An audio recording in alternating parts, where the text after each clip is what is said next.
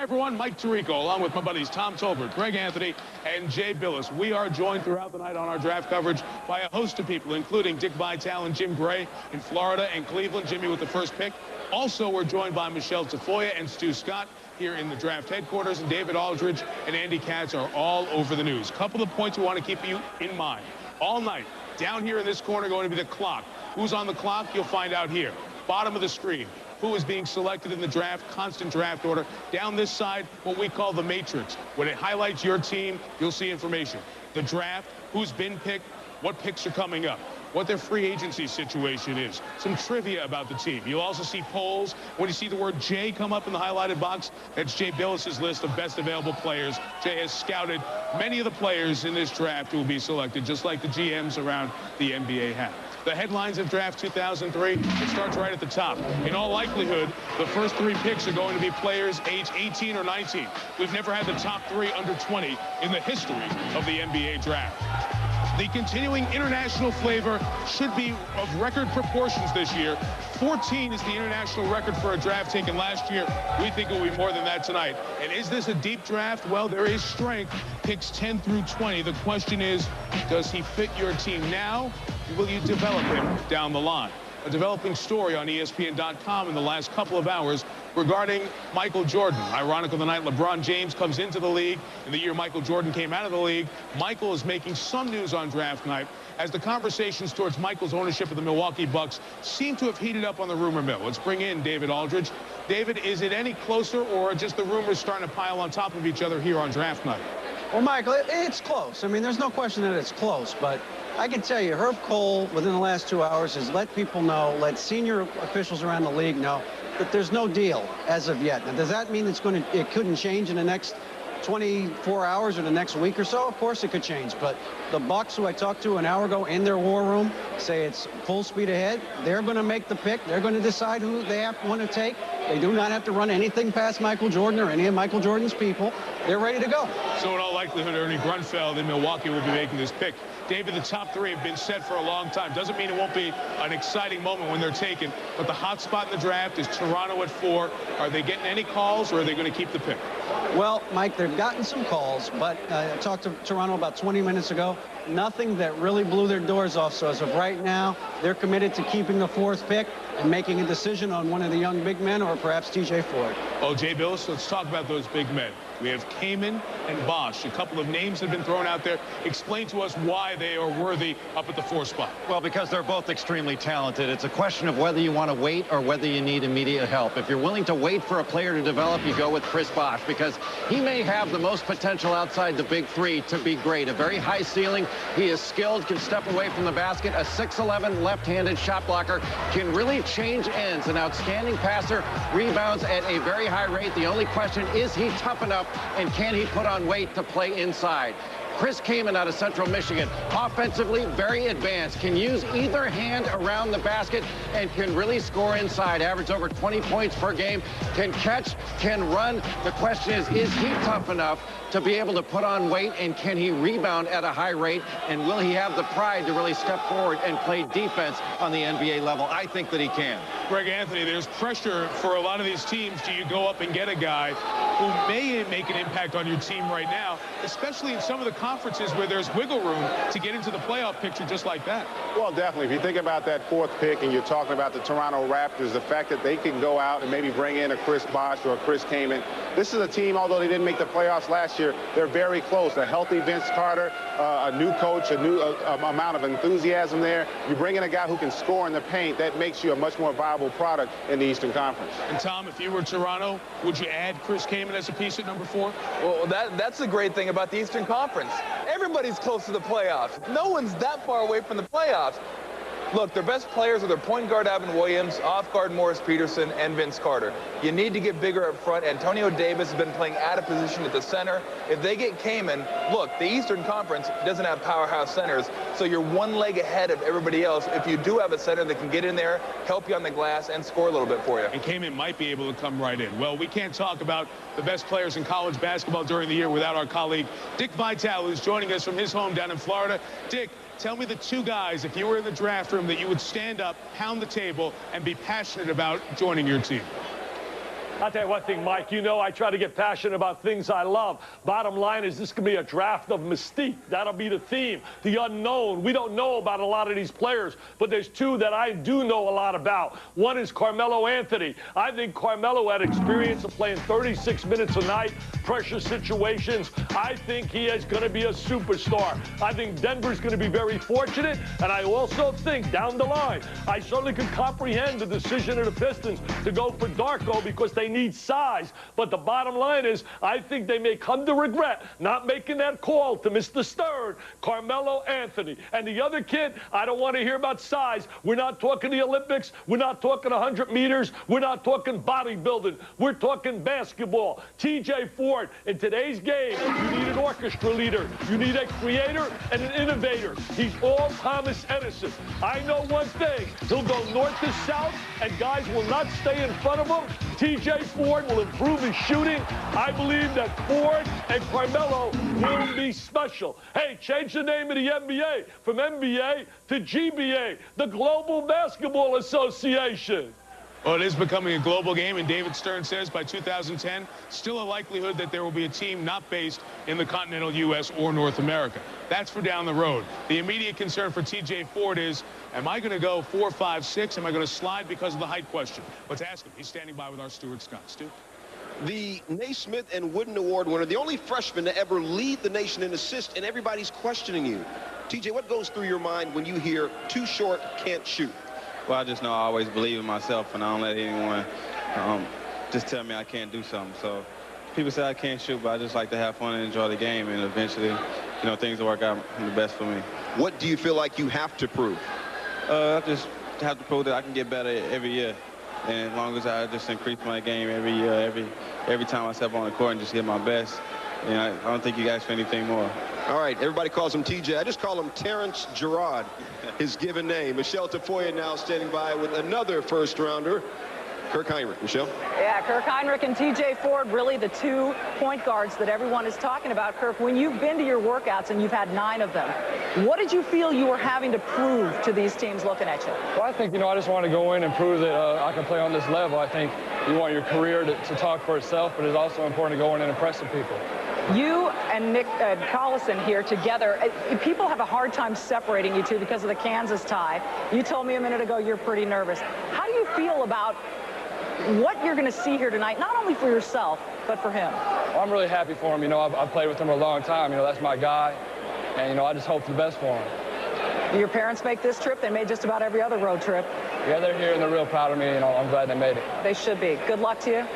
We'll see you tonight. What happens for Kirk Hinrich? Right now, Dwyane Wade is with Stuart Scott. Stu. June 26, 2003 draft day. How did February 2nd, 2002 better prepare you for this day? It made me more mature. My son was born on that day. My son was born a little while after that, after we beat Cincinnati at home, a big game, so it made me mature. You've known your wife, Savon, since you all were in the 5th grade. What has she told you today that's going to calm your nerves a little bit? None. You didn't need it? No, I'm Have cool. you calmed her nerves? Yeah, I'm trying to calm hers. I'm cool. You know, I'm just happy to be here, and I'm ready to, you know, to get up there and shake David Stern's hand and move on. Dwyane Wade, he was academically ineligible as a freshman. He worked his way to a 3.0 GPA, Mike, the highest in Marquette's starting 5.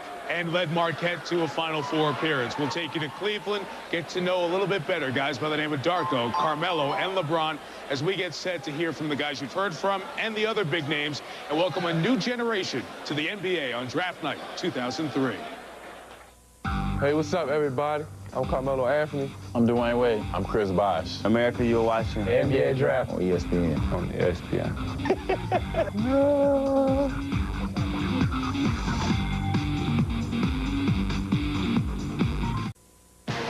ESPN's exclusive coverage of the 2003 NBA Draft is brought to you by Verizon Wireless. Sign up to get NBA Draft alerts sent right to your mobile phone. Sprite, obey your thirst. And Nintendo GameCube, born to play. We welcome Welcome you back to the theater at Madison Square Garden, working towards the 2003 NBA draft. And there is LeBron James, who is set to make the 40-mile move from Akron to Cleveland, Ohio. You know, Cleveland, Ohio, if you haven't been there, is a city of great sports passion. They love their Browns. You think of the Cardiac Kid Browns, Brian Sipton, Bernie Kosar. Go back to the days of Jim Brown. They love the Indians when they made that World Series run. They came up just a half inning short against the Florida Marlins.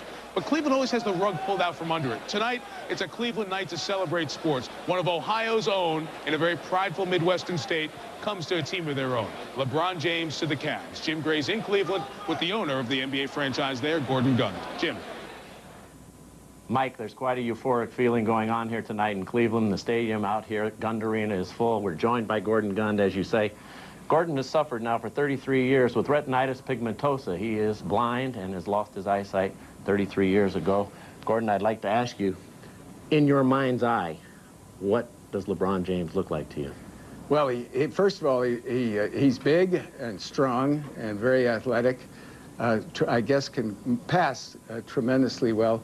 And he also looks like somebody who's really got it together. He's got a real humility and a good character, so all of those things. You've been burdened in the past, the very famous shot of Michael Jordan over Craig Elo. Don't remind me. Does LeBron at all feel in your senses like Michael? Well, he does. I haven't had the chance to be close up on him playing basketball at that kind of level, but he has the potential to, in my mind. What does this mean for this town, and what does this mean for your business? How many season tickets have you sold? Well, we've had a significant increase in the number of season tickets we've sold. We still have some tickets, so anybody who is very interested, please be sure and hurry and let us know. But for the town, it's been terrific, because the fans have had, as you well know, a bad time of it lately, as has the franchise, and the fans really deserve this, and I'm excited. Most of all, I'm excited for them. If there's one player in the league that a team would have called and said you can have, would you have traded this pick?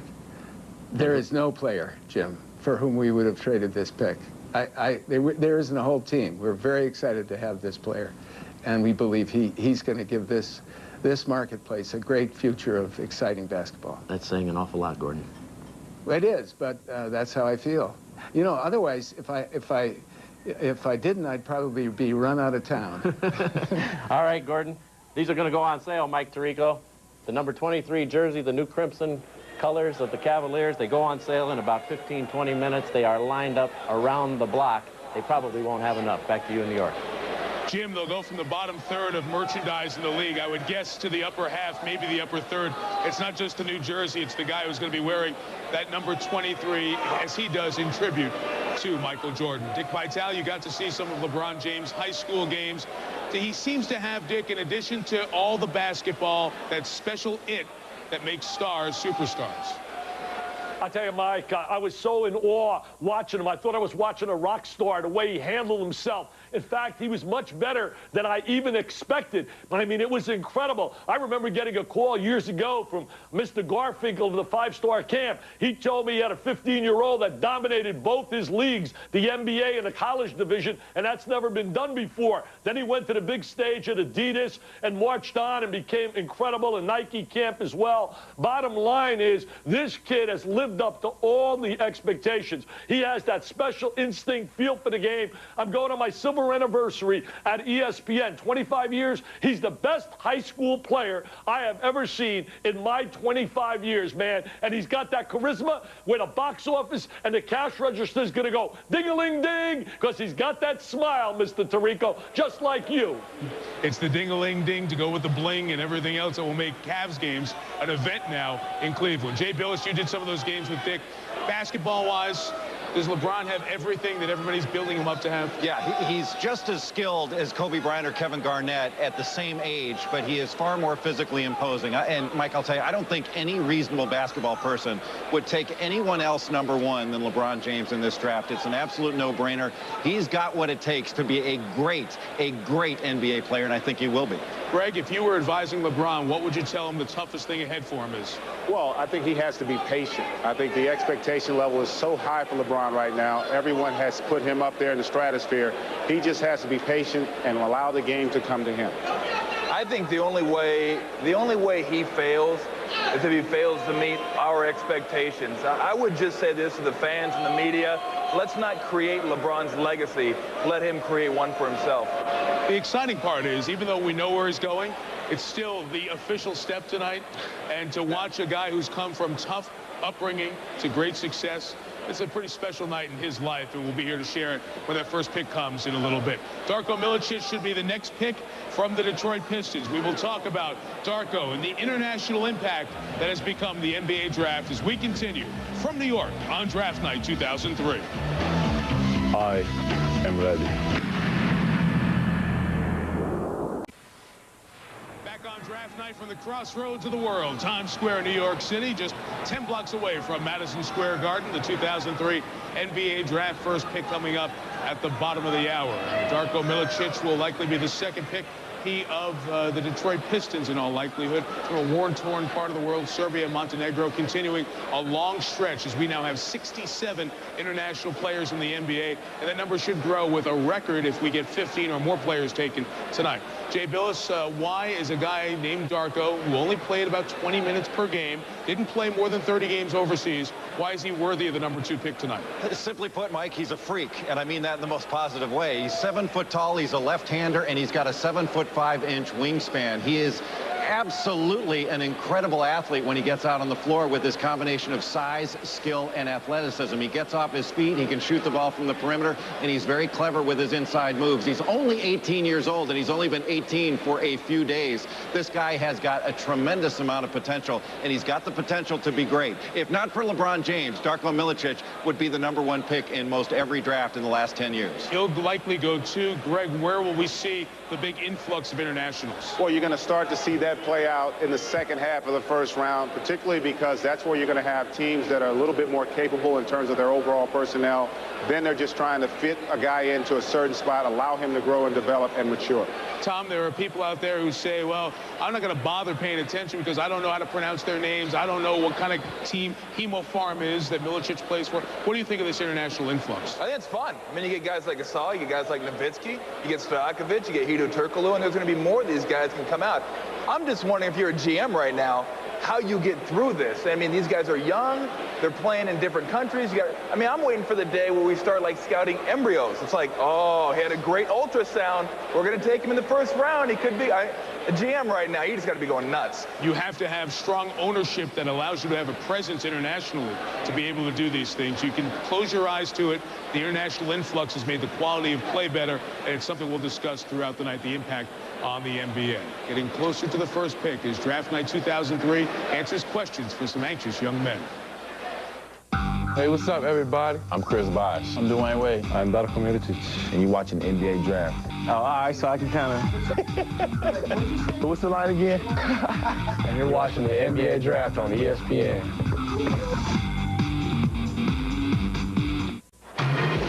Time for a GMC draft moment. If we're talking about the top 3 being taken in this draft, let's go back to some of the recent best 1, 2, 3s. Hakeem Olajuwon taken with the number 1 pick in '84, a career that had almost spanned 2 decades. And, of course, the infamous number 2 pick of Sam Bowie, whose foot-leg injury problems held him back, but still he would have been the asterisk to Michael Jordan. Without question, the best number 3 pick in the history of the NBA draft. Jordan hanging it up after his fabulous career came to an end this year in Washington. And 11 years ago, Shaquille O'Neal from Orlando was the number 1 pick. Remember, he didn't lead the Magic to the finals. Alonzo Mourning, who still holds out hope of coming back to the NBA, one of the interesting free agent pictures this year. And a man still in the league. He was with Washington this year, Christian Laettner. That a recent successful 1, 2, 3. All were all-stars. You'll see a 1, 2, 3 they talk about for years. Our GMC draft moments. Chris Bosh could make it a 1, 2, 3, 4. Will he be the number 4 selection? Toronto has that pick. Chris Bosh has an anxious half hour or so to wait. Carmelo Anthony saying hi to as many fans as college coach Jim Boeheim sitting behind him. And LeBron James, he's on deck. The Cavs will be on the clock. The picks start when you come back. I am ready. I'm ready. Drives, penetrates, ready to dominate. Got started all over it, man. Showing what I've been working on. Right between the eyes. Ready to feel the pressure. come up big. Hammers it down. He got it. Stare down my man and say, I got you. I got you. I cannot be stopped. I cannot be stopped. I am ready. There are so many names that if you watch college basketball, hook 'em horns. TJ Ford led Texas to higher basketball places than they've seen in a half-century. Nick and Kirk, what a job they did in Lawrence for 4 years, and now the Jayhawks will move on to the NBA. Kirk Hinrich sitting there. What a great story. From Iowa to KU, and now together they sit here in New York tonight. Jarvis Hayes, he's been attached almost to his twin Jonas for their entire basketball lives. Tonight, Jarvis takes the step from Georgia on to the league. How about the youngster with Dwyane Wade sitting and waiting? The draft is set to begin. And for that, the commissioner of the NBA, David Stern, will take to the podium to begin the proceedings officially.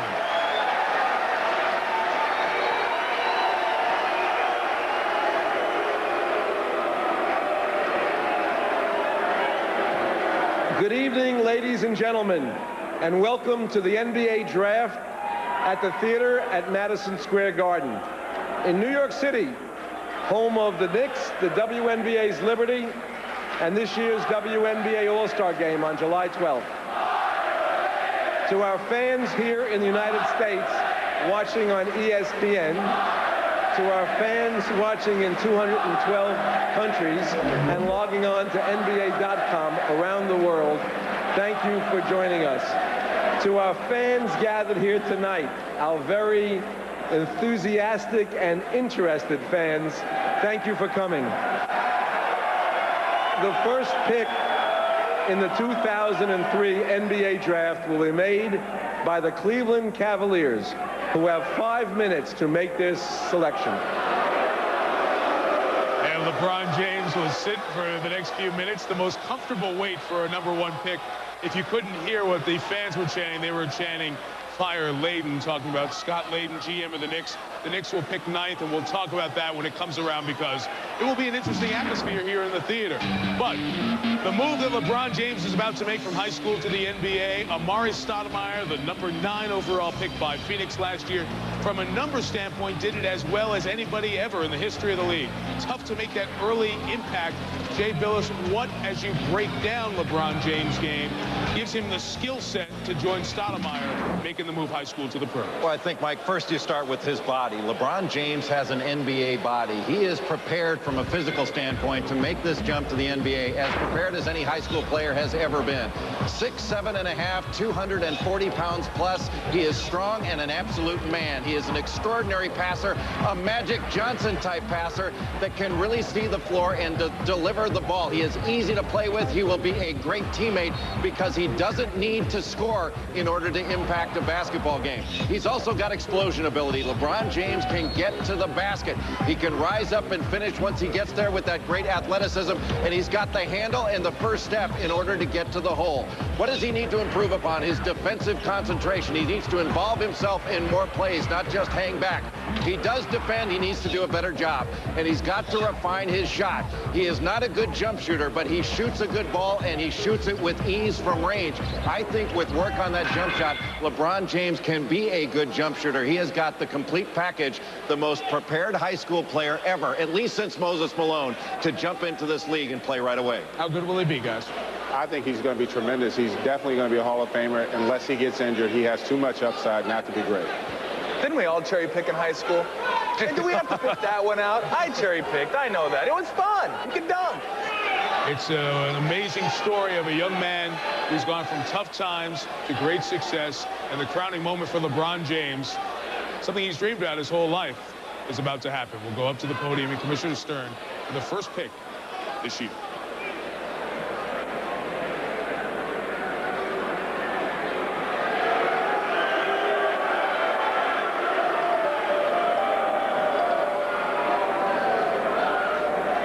With the first pick in the 2003 NBA Draft, the Cleveland Cavaliers select LeBron James.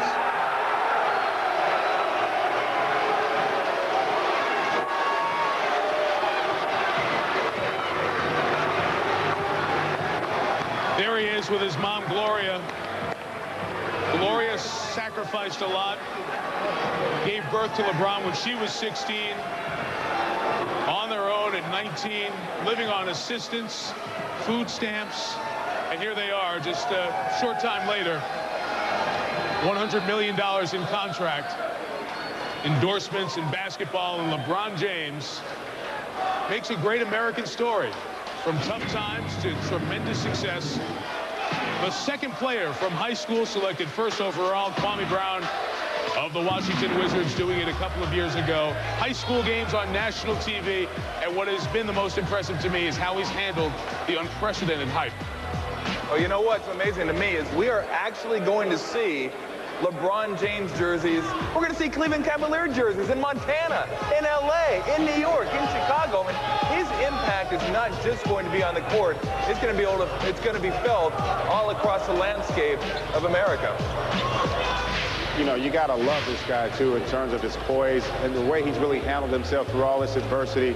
I mean, this is a great moment for him and his family, obviously, but also for the city of Cleveland. It is for Cleveland as well, and here is LeBron James on the Sprite set with Michelle Tafoya. Mike, thanks. LeBron, this was a moment years in the making, and even though you knew you were going to be the top pick in the draft, you said you weren't sure how you'd feel when David Stern actually called your name. So I have to ask you, what was the moment like? It was great. You know, this is a long-time dream to finally accomplish this, and it finally shows that the hard work has finally paid off for me. And a lot lies ahead. You will most certainly be the most scrutinized rookie in the history of the NBA. What will make a successful season by your definition in the rookie year? You know, seeing our team get better every day.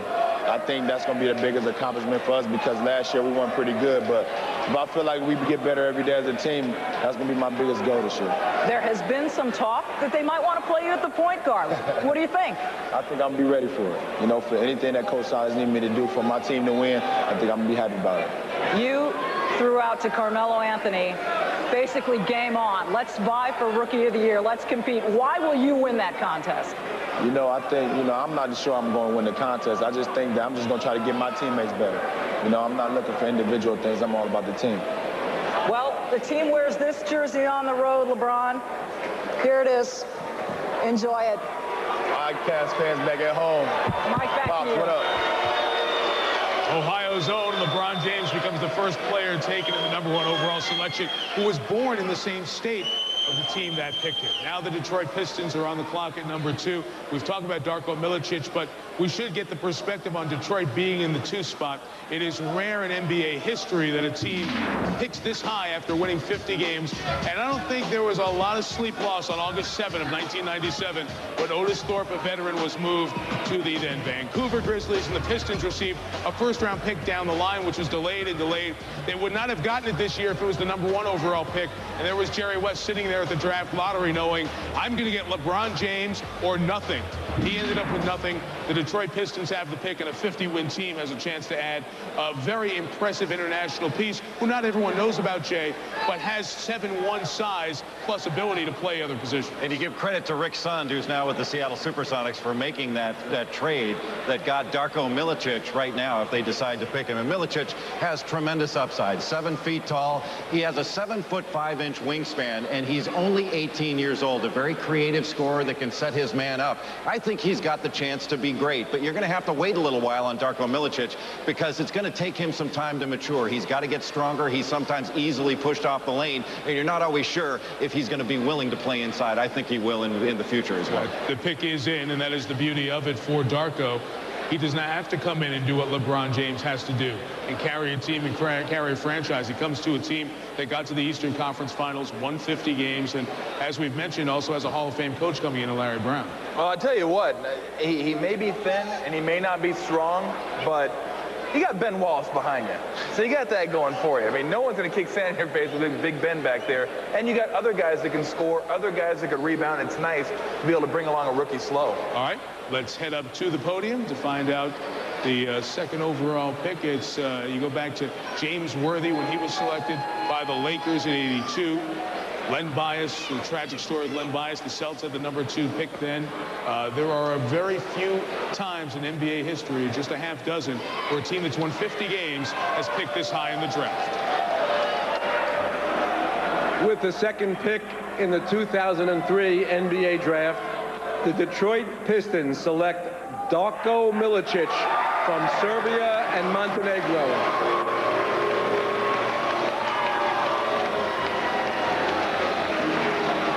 Turned 18 on Friday. The rules of the NBA draft had to change a bit to allow Darko Miličić to be selected. Used to be you had to turn 18 within 45 days of the draft. Now you must turn 18 by the end of the calendar year that the draft is in. Darko Miličić's dad, 6'7" police officer. Mom is 6'3". Enjoyed Sacramento on TV. Peja Stojakovic and Vlade Divac back in his home. He watched. Now they will watch Darko Miličić. What will they see about him in the Billis breakdown? Darko Miličić, very highly skilled. He can shoot it, he can pass it, a very good rebounder and an excellent handler. He's fundamentally sound, and he's got terrific hands. Just 18 years old, and he's got all the elements that you want in a great player because he's a creative scorer on the offensive end. He can set his man up and make a move, and with that 7'5" wingspan, he can shoot over the top of people. He's got very good footwork. He still needs to get stronger and get the strength to hold position down low, but with his back to the basket, he can make credible post moves, and with those great hands, look how he sets his man up, uses a jab step. That's extraordinary for a guy 7 feet tall with such long arms. But with that strength to hold position, I think a key. Watch when he tries to get position here inside the paint. He winds up getting pushed all the way out to the corner. As he gets stronger and matures as a basketball player, he will be able to hold that position, and he'll be much more likely to score with his back to the basket. Darko Miličić, a chance to be great. You can't say that about that many big guys. This guy has got skills. The highest drafted European in NBA history, Darko Miličić, taken by the Detroit Pistons, and he's standing by on the Sprite set with Michelle Tafour. All right, Mike, and Darko deciding to do this interview one of the first times he's doing it without an interpreter, so we welcome that. Darko, what do you know about Detroit? I've been in Detroit 2 times. It's nice for me, nice area. I've never been downtown, but I like people in Detroit, in club. You are a very outspoken guy. NBA fans are going to learn a lot about you. What are they going to learn first? What I must learn first? What are fans going to learn about you first? I don't know. I can't offer that. He must saw me first. I think he's never saw me. That's what is my best in court. You and your family survived war. You were 10 years old when your father went off to war. How do you think that affected you as a player? I am strong. I just can be stronger. Then, you know, I know. Well, Detroit is counting on that strength.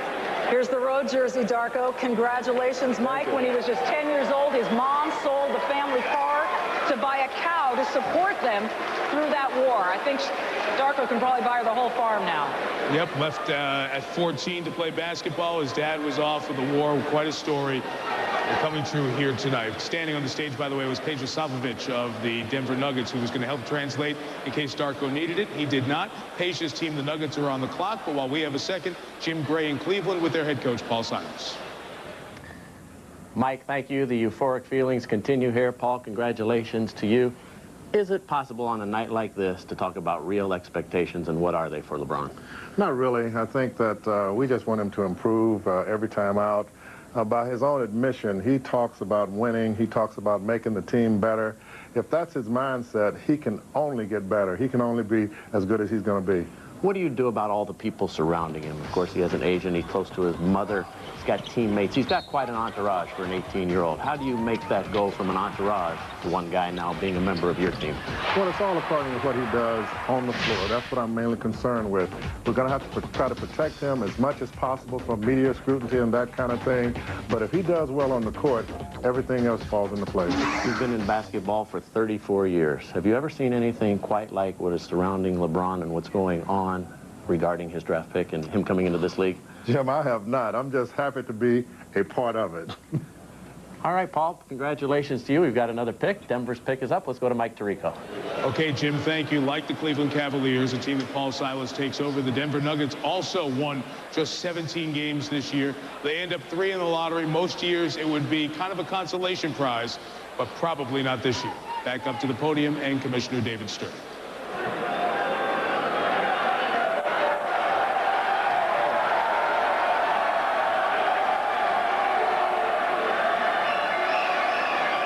With the third pick in the 2003 NBA Draft, the Denver Nuggets select Carmelo Anthony from Syracuse University.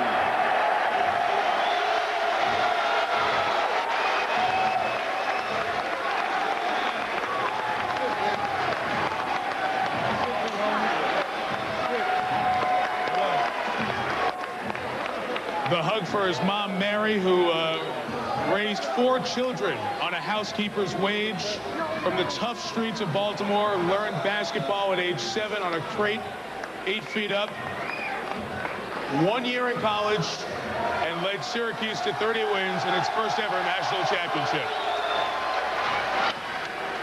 Stu Scott is with Carmelo's mom, Mary. Mike, I'm here with Mary. Got to be a very emotional moment. What's running through your mind right now?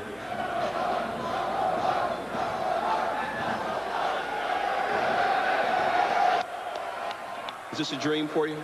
Yes. At what point did you know that your son was not just a special person, but a special basketball player?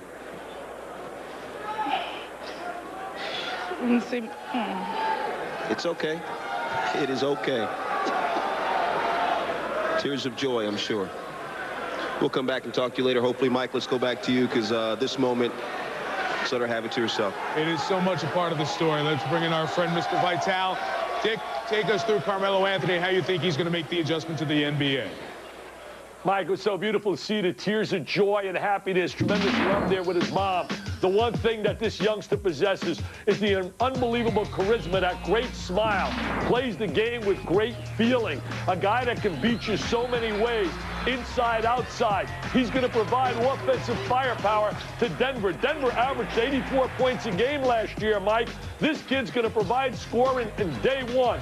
You know, you talk about Miličić, and we talk about upside for Darko, and certainly looks like he has a great upside and great potential. Carmelo Anthony is not about upside. He is a guy that is ready to contribute. He played 36 minutes a game under pressure situations, responded under pressure, consistently performed at the highest level on the NCAA level. You know, we talk about a lot of these players are going to learn on-the-job training in the NBA, and that's sad in a way, where Carmelo had his on-the-job training at Syracuse and was absolutely super. I think a great choice, Mike. I really believe that Detroit may regret not making the call for Mr. Anthony. A great offensive player in college. Denver was last in the league in points, field goal percentage, three-point percentage, free throw percentage. Carmelo Anthony on the Sprite set with Michelle Tafoya. Mike, thanks very much, Carmelo. You've got the house behind you. Your mom was speechless, overcome with emotion. Can you tell us what this moment means to you and your family?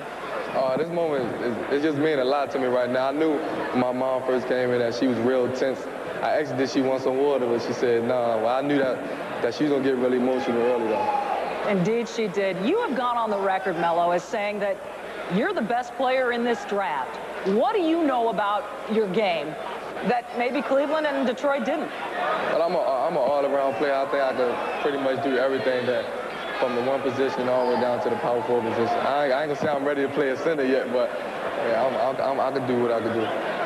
Jim Boeheim has said that you are the most fun player he's ever coached. What do you think he meant by that? I'm just excited. I bring a lot to the court. Basketball is a game of fun. If you ain't having fun, then there's no need for you to be playing.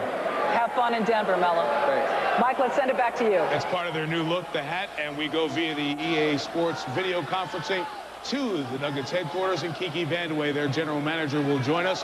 Kiki, to take Carmelo Anthony at this pick was a no-brainer for a lot of guys. Other years you would have been not in as good position at number 3. Did you have any doubts about Carmelo before you worked him out a couple of weeks ago?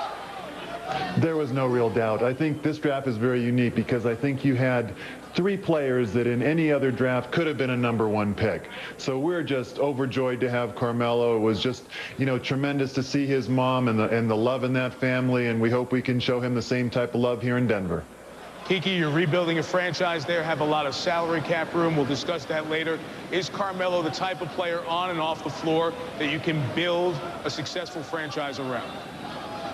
Well, I've gone on record saying that character is very important to me, and Carmelo certainly has that in abundance. He's a tremendous young man besides being a great basketball player, and I think he's going to be a great addition to the NBA community and our community here in Denver.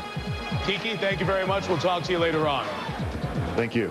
Kiki Vandeweghe, general manager of the Denver Nuggets. Toronto's in the 4th spot. This is where the known stops, the unknown begins. The hot spot of the draft. How will it all spin? Let's see what the Raptors are going to do. They have a new head coach, remember, in Kevin O'Neal, former Detroit assistant. Here's the commissioner. With the 4th pick in the 2003 NBA draft, the Toronto Raptors select Chris Bosh from Georgia Tech University. It was 7 years ago in the 4th spot that a Georgia Tech player was drafted. Stephon Marbury by Milwaukee. Here, Chris Bosh is taken by the Toronto Raptors. Another player like Carmelo Anthony, just a pick before, who spent 1 year in college and then turned pro, Jay.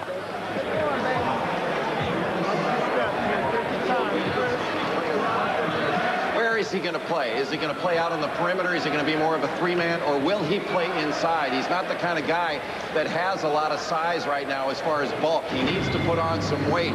But let's take a look at exactly what this kid can do. He's 6'11 and a half, a left-handed shot blocker that can really change ends. He runs the floor extraordinarily well, and he's got terrific hands. He's very productive. He can fill up a stat sheet in a lot of different categories. But the question I have about him, will he gain the weight, and will he make the commitment to playing inside? He's a set-shooting big man. He can step away from the basket and knock down shots as a trailer. Doesn't really put the ball on the floor, but he can really run. An outstanding athlete, great hands.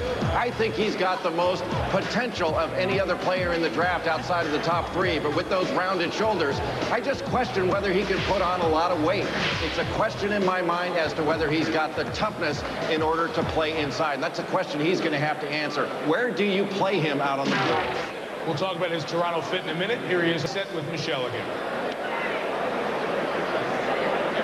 All right, with Chris Bosh, 4th pick to Toronto. You know, 1 season at Georgia Tech, and then your mom sat you down and said, write down all the pros and cons of leaving school early for the NBA. What was the biggest deciding factor?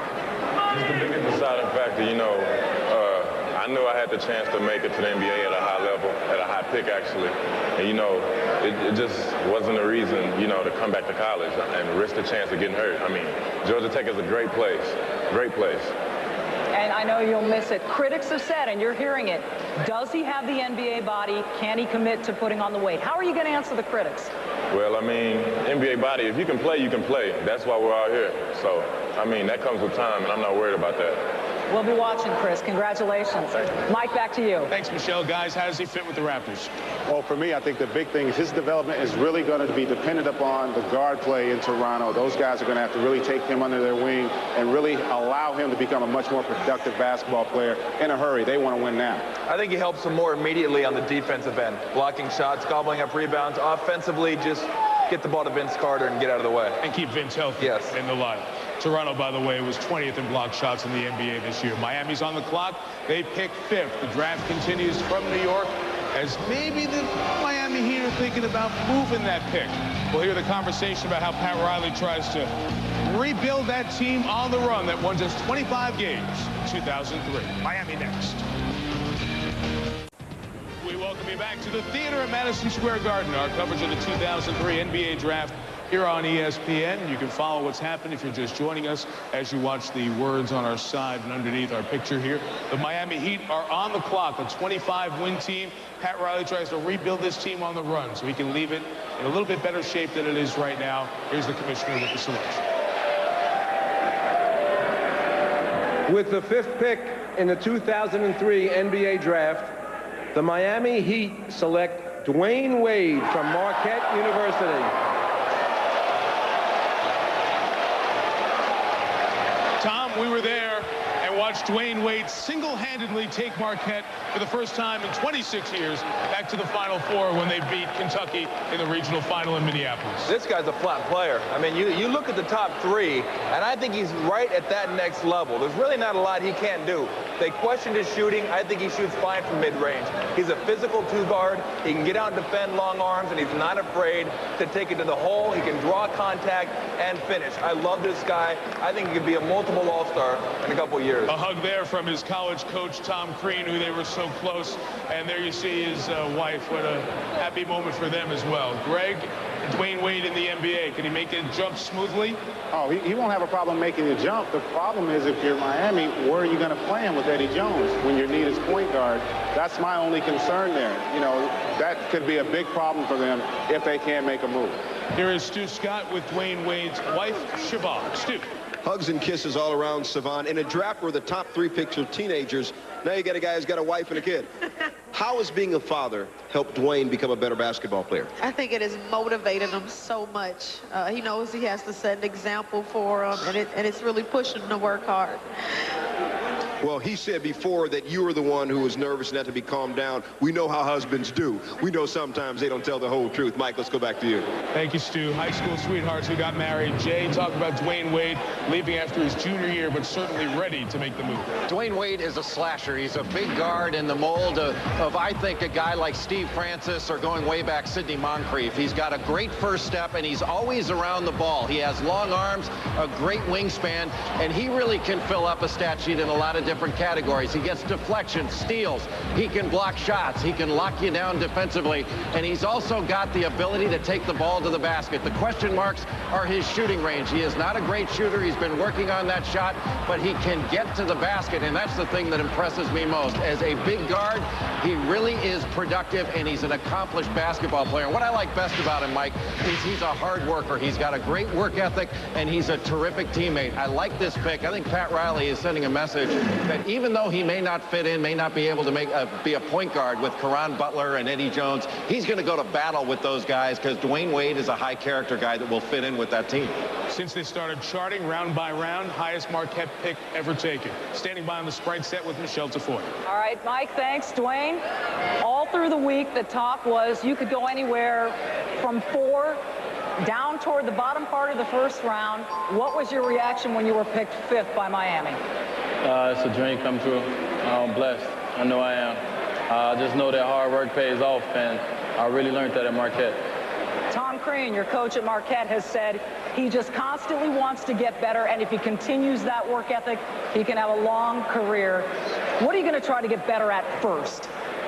Well, you know, I'm the kind of player that, you know, I need to fine-tune everything in my game, so I'm going to work on everything, the things I was good at and the things I need to get better at. Between all your visits with Zaire and your wife, Savon, who are so emotional, great story. Dwyane, congratulations. Mike, let's send it back to you. Michelle, right to the EA Sports video conference as we look at the folks who are headed to South Beach, and we join Pat Riley, the president and head coach of the Miami Heat. Coach, the folks in New York are glad to see you again, Coach. Where does Dwyane fit into your team? Hello, everybody. What's that? Where does Dwyane about all of that stuff? Where does Dwyane fit into your team? He's a player. I tell you where he fits in. He, to me, was probably the most mature player that we worked out and scouted. And not only do I see him as a multiple position player, but I see him as a guy who can defend.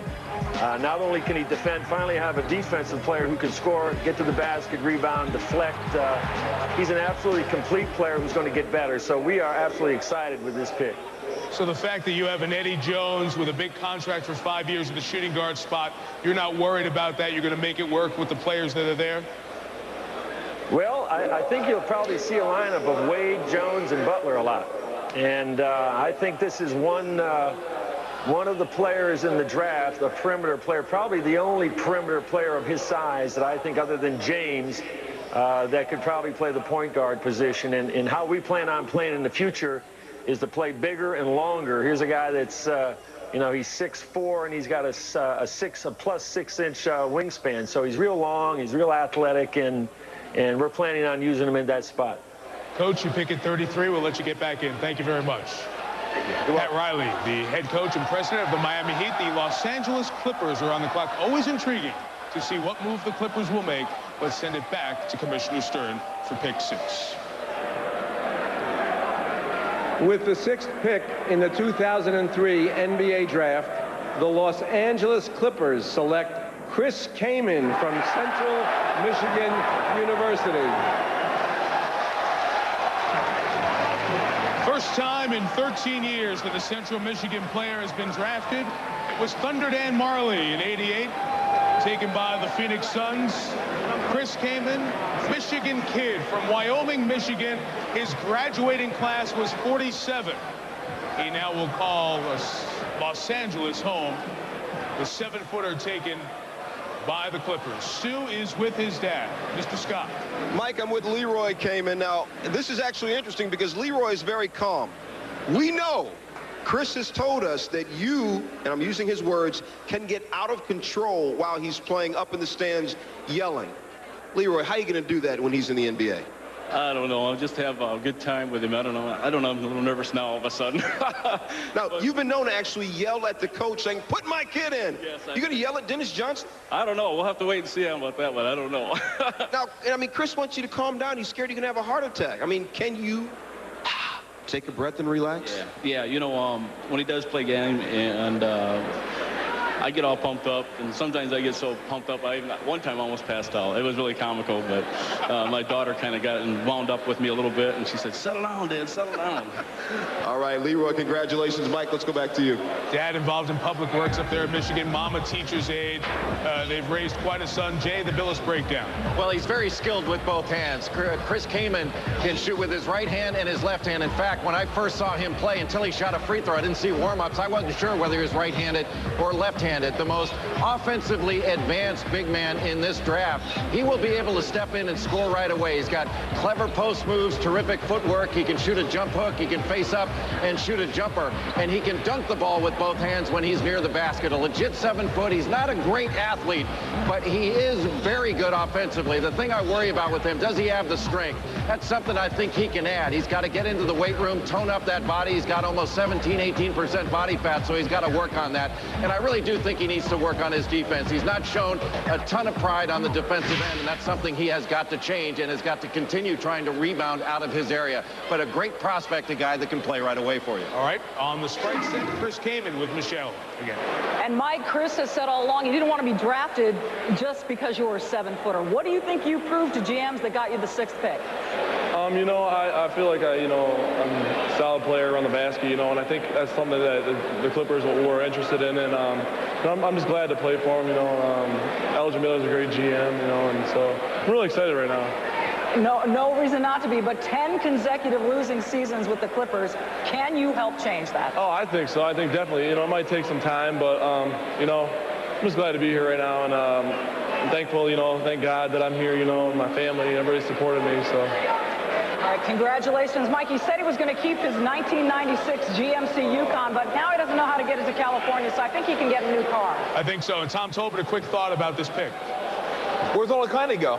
Is Olakandi gone? Does he stay? Do they want him backing him up? I'm not really sure. They have a lot of duplicated positions down there, and if Olakandi is going to stay, then I'm not really sure if I understand this one. As a free agent, probably gone. Bulls on the clock. We're back with more of the draft from New York after this.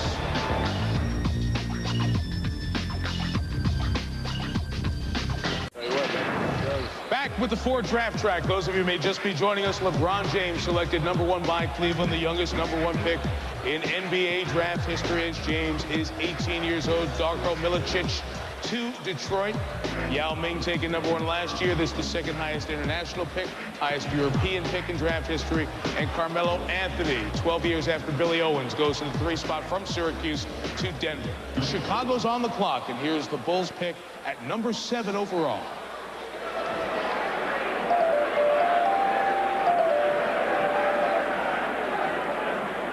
With the 7th pick in the 2003 NBA Draft, the Chicago Bulls select Kirk Hinrich of Kansas University.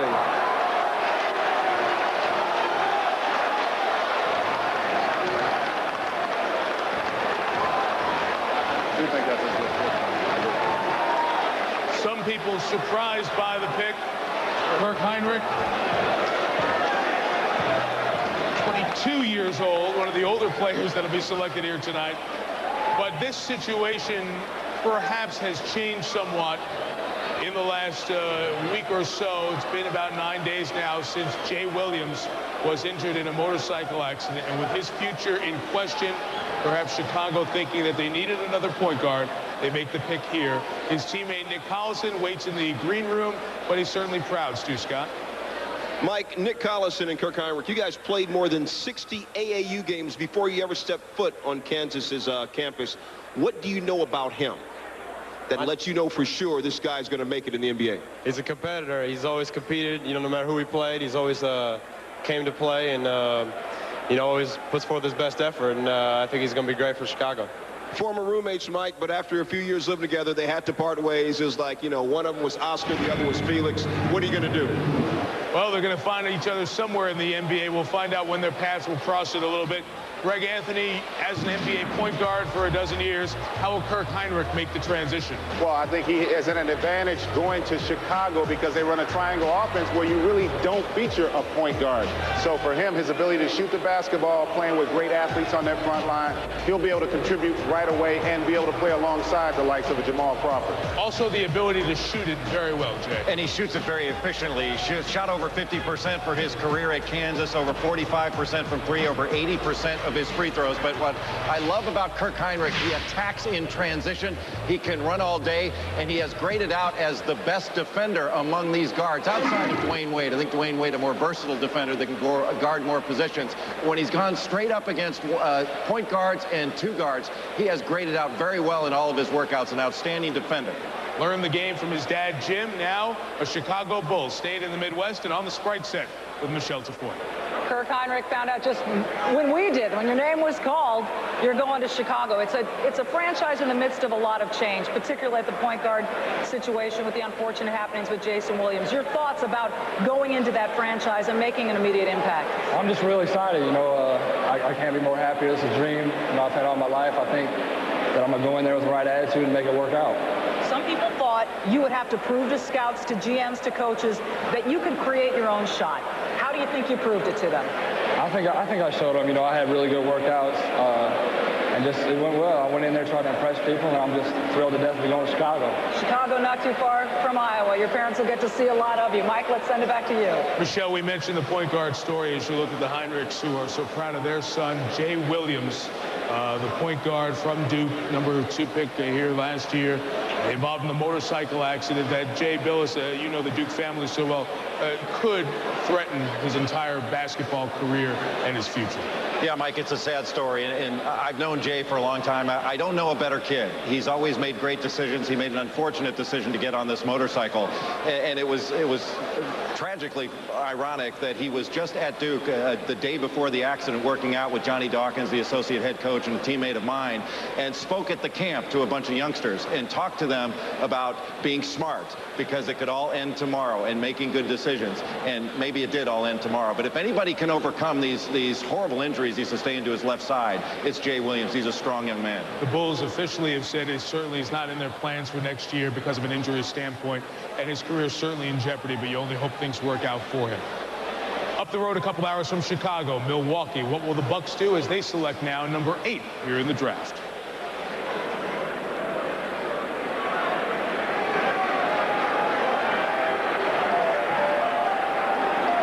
With the 8th pick in the 2003 NBA draft, the Milwaukee Bucks select T.J. Ford from the University of Texas. Some thought he would be a higher pick. Some say he can't shoot it well enough. T.J. Ford taken by another team, perhaps in need of a point guard if Gary Payton moves on, and Gary Payton is a free agent. T.J. Ford, so I'll ask you the same question about Hinrich. Chance over transition to the NBA at point guard. Well, I think it'll help there because they have so many skilled guys there on the perimeter. He'll have an opportunity to have an impact right away. They got to figure out, they need to figure out an identity. This guy excels in a speed-up game. They had a speed-up game 3 years ago when they had Ray Allen, Glenn Robinson, and Cassell. They tried to go more defensive-oriented. This team needs to find an identity and figure out which way they want to go.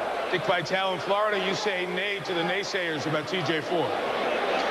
I'll tell you one thing, Mike. I'm certainly excited for TJ, and I know the people in Milwaukee are going to love him. He had 527 assists in 2 years. Absolutely a brilliant guy who creates opportunities. He'll have players down there who can finish and finalize. I think a great choice, just like the choice by Wade going, for example, to Miami, just like I think in the case of taking Chris Bosh, they took him on potential on number 4 rather than getting instant help. I thought they could have used TJ Ford up in Toronto. But the bottom line is Hinrich's going to be solid in Chicago, and this kid, because they've really learned how to play and they're ready to contribute. They're not drafted with the idea of sitting on the pine and waiting. Because ultimately a kid like Bosh will be a good player, just like Dunleavy will be a good player eventually. But last year, he had to learn. I think if I'm up there on top and I need instant help, I want to get help now. Man, you're Kevin O'Neill up in Toronto. You got a 2-year deal, man. You can't wait for Chris Bosh for 5 years to be a player.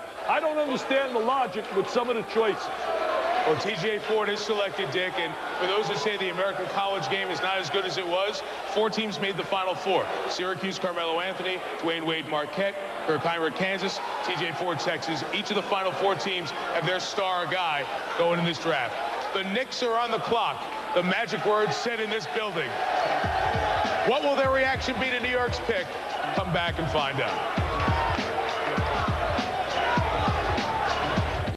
TJ Ford of the Milwaukee Bucks now with Michelle on the Sprite set. Well, Mike, with TJ, as you mentioned, if size and shooting were the big questions, TJ, what do you think sold Milwaukee? Well, I'm just part of a winning program being at the University of Texas, and I know that they feel that they're already in the playoffs, and I can just come in and help the team behind Sam Cassell if they re-sign Gary Payton. You improved so much between your freshman and sophomore seasons at Texas, the 800 to 1,000 shots a day. What are you planning to do to prove that you can get better as a shooter in this league? Well, I feel like everyone that's in this draft come in with a weakness. I think we all got to work on something to get better. And so I'm just going to prepare myself and hopefully turn out for the best. Congratulations. Mike, back to you. As the Knicks pick comes in, the fans build the excitement here at the theater at Madison Square Garden. This is always such a good moment. We'll just let the crowd tell you what they think after Commissioner Stern gives you the pick. With the 9th pick in the 2003 NBA draft, the New York Knicks select Michael Sweetney from Georgetown University.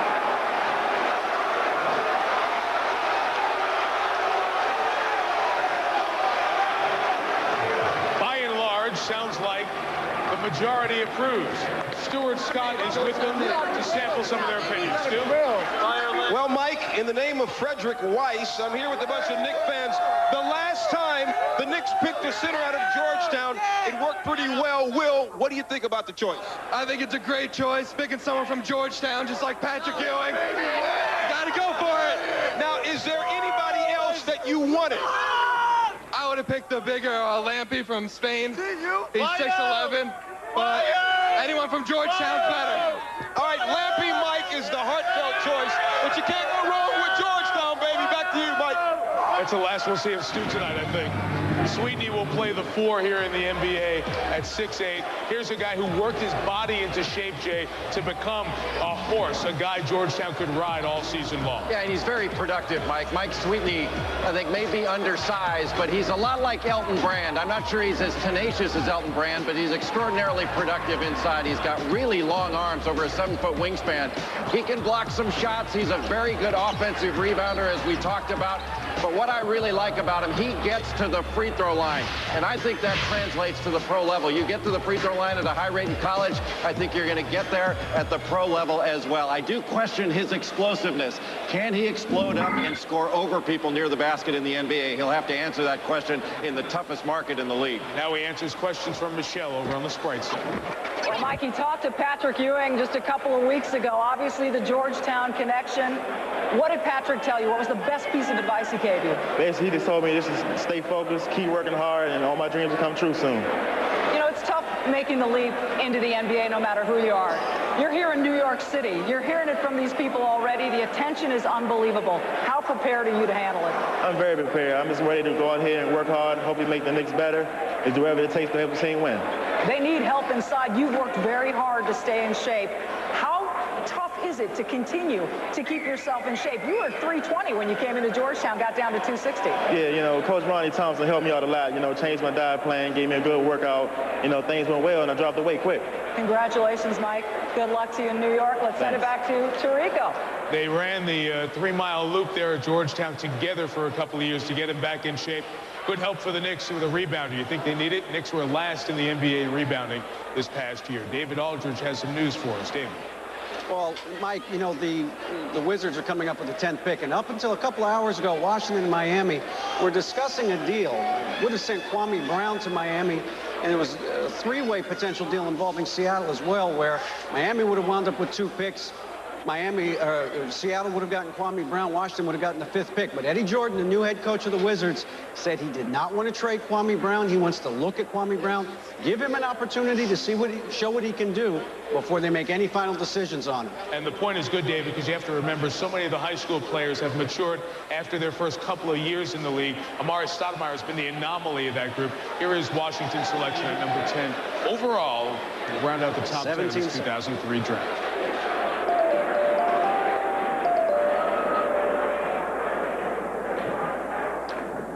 With the 10th pick in the 2003 NBA draft, the Washington Wizards select Jarvis Hayes from the University of Georgia. It's been 15 years since a player out of Georgia was taken this high. Willie Anderson back in '88, but Jarvis Hayes makes it into the top 10. Dick Vitale, a young man so close to his twin brother Jonas tonight, makes the separation step into the NBA. You know, Mike, I had the chance to do one of his big games against Florida when he hit a 12-foot shot at the end of the game to upset the Gators. He's a kid that likes the ball at the end. He's a kid that utilizes the screen really well. He defends well, and he's got great size. At 6'7", he's got that tremendous size to be a 2-guard and the range to shoot it.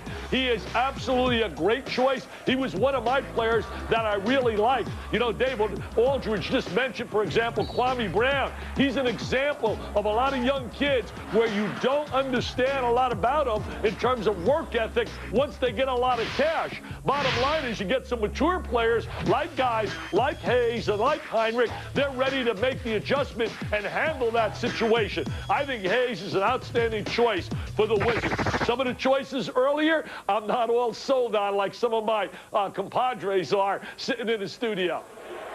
Jonas Hayes, we mentioned, is Jarvis's twin brother. They were at Western Carolina together, transferred to Georgia together. Now they make the separation step. But Stewart is there with the family, Mom Yvonne, and talking with Jonas as well. Stu. Jonas, you guys were together at Western Carolina, as Mike just said. You went to Georgia together. This would be the first time that you are not going to be with them. How are you all going to deal with that? Oh, man, we've been talking about it for a while, so it's not as, didn't come as a surprise. But, you know, we got to pick up the pieces and move on. All right, now, according to you, you have only switched places once, according to you. Any chance you're going to shave your head and maybe just switch places with your brother once? Not a chance. Not a chance. All right, who's better looking? Oh, definitely me. All right, Michelle Tafoya may have somebody who disagrees with that. Michelle? I don't know. Watching your family so emotional. Now, they've been following you through a roller coaster as you headed into this draft. You've been having a lot of last-minute workouts. What happened at the Washington workout that you think impressed the Wizards? I think the way I shot the ball. You know, I came in and competed, worked hard, and showed them a couple things. You have the opportunity to show them a lot of things. They haven't been to the playoffs. They've been there, missed it 15 of the last 16 years. New coach Eddie Jordan. Right. How quickly do you think you can make an impact on this team? I think I can make an impact right away. You know, I bring energy, athleticism, and just energy, I guess. A lot of people call you the dark horse. We're going to wait and watch with the Washington Wizards. Back to you, Mike. Michelle, thank you. The prior pick was the Knicks taking Mike Sweetney. Let's lock up with the EA Sports video conference. Join the general manager of the Knicks, Scott Layden. Scott, the good news was the pick was well received here by all of your New York York neighbors and friends. Did you look at all into moving up in this draft, and how serious did that come? Well, Mike, we looked at every option, moving up, possibly moving back. But we felt that Mike Sweetney would be a great pick at number 9, and you know he's going to look good in the Knick uniform. We have had unbelievable success with Georgetown players, and we're excited to have them in New York. You have another one on your roster in Othello Harrington. There was a lot of talk about a potential Latrell Sprewell trade. Did you come close to pulling the trigger on that in the last 48 hours? Well, there's always a lot of conversation this time of year, but right now we're happy with our team. We are very excited about our draft pick, and now we're focused on number 30 and 39 to try and improve the team more. Yeah, it's a deep draft. You may get guys down there. Thank you. We appreciate it. Scott Layden, President General Manager of the Knicks. Golden State Warriors, one of the turnaround teams in the league, on the clock, and let's check in with the commissioner, their pick.